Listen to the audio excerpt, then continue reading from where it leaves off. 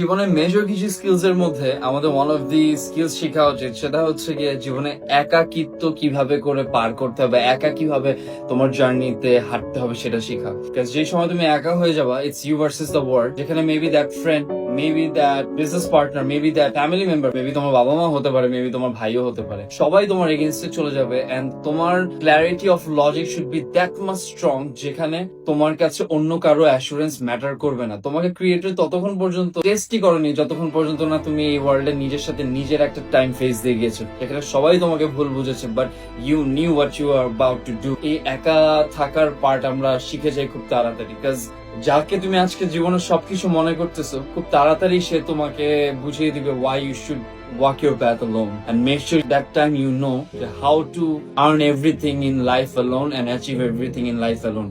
You just need your creator and you by your side, nobody else. That's your clarity. So make sure তোমার clarity of logic should be that much strong যে অন্যের কোনো affirmation বা অন্যের কোনো clarity of logic তোমার কাছে matter না করে।